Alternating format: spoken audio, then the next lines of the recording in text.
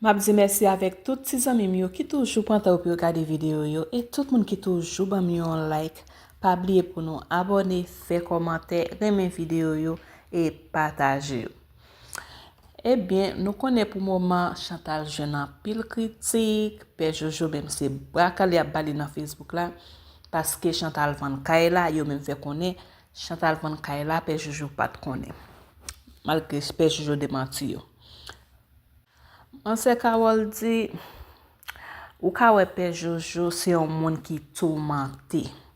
Li ti Père Jojo nous de connaît l'el tapen sur Facebook là avec Père Jojo Kounia là ou ka wè c'est pas même bagay. Ou ka wè c'est deux mondes différents.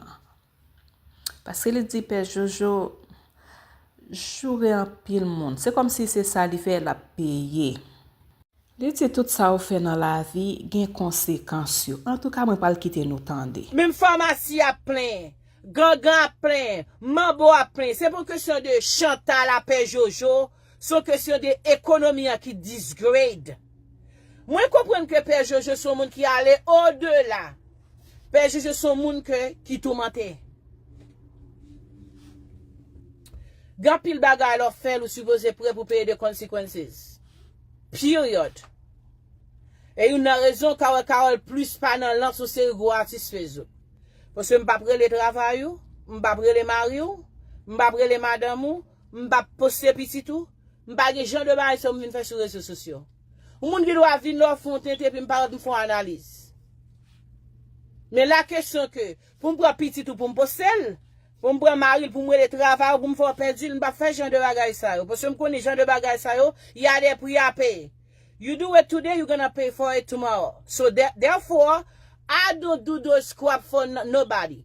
Lem bagay m'actif ou l'autre actif Facebook, après les mettre sous ligne ou seul ba me fait OK. Mais guess what, moi pas foué même dans dia coup de pelle éternel pour m'ka pas payer genre de bagay ça yo. M'ka kon Père Jojo son monde qui vraiment emmerdant. Son monde qui nuit monde, son monde qui dit femme en pile bêtise. Moi ça Jovenson Pierre dit c'est pas pour mouche qui capable pousser sous moi. Pendant ce temps, je me connais, moi, rencontré un monsieur que me rencontré avec le mariage de parce que Jovenson Pierre, son monde, les l'a dit femme bêtise, li dit bêtise, c'est comme s'il va de bon parent qui te fait. Dans bon sens, tout, c'est pas seulement Jovenson Pierre qui dit femme bêtise, yo tout fait. Mais l'on regardé Jovenson Pierre qui te paraît en 2016, qui te qu'on a fait live dans voiture li, dans machine ni, l'a voye valeur femme monter. Là, bzou paquet bonne belle bagay dans la vie, tout le monde Regina, tout le monde a remet tandel. Haïtien parmi ouais moun qui a progressé. Haïtien parmi ouais moun qui pas kon parler français a, lor kon parler français ou parler devant ou déranger. Moun qui pas ka chita pour font analyse, pour dire exactement mais comment lier pour juger vrai ou pour juger false or truth. Ou même qui fait là ou vient un problème.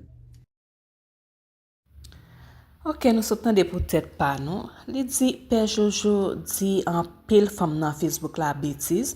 Li dit même pour monde qui connaît, nous connaît Père Jojo dit en pile bêtise tout. Li dit tandis que les Père Jojo te à peine commencé, les li te à peine venu sur Facebook là, c'est bon bagay li qu'on a dit pour femme, c'est belle bagay li qu'on a fait live yo. Li pas qu'on a dit femme bêtise. Mais li dit c'est depuis les Père Jojo fin acheter Kaila. Eh bien, mon Facebook déjoué Père Jojo. Li dit c'est ça que fait n'importe ça wa fait. Pas parler. Ou pas acheter un caille, pas parler. Ou pas acheter une machine, pas parler. Parce que communauté haïtienne pas aimer ou les on monde fait effort. Yo aimer ou les on monde pauvre. Li dit Père Jojo te parler trop les caille la te acheter. Pour lui même li t'a fait un bon bagay, mais malheureusement communauté haïtienne yo aimer ou monde pauvre. Leur fait effort, ça ba au problème. Li dit parce que mon Facebook yo reme fait magie en pile. Li dit lui même ça fait magie mon Facebook pas arriver sous lui parce que li parti moun la kay grand moun gen l'ordre. Li dit li pas kon comment faire mon Facebook te vle pour Chantal comme si soit pas devant kay la, li di bon yo fin de jeu Maril nan men li epi yo te vle pou l paye bil la pou kont li.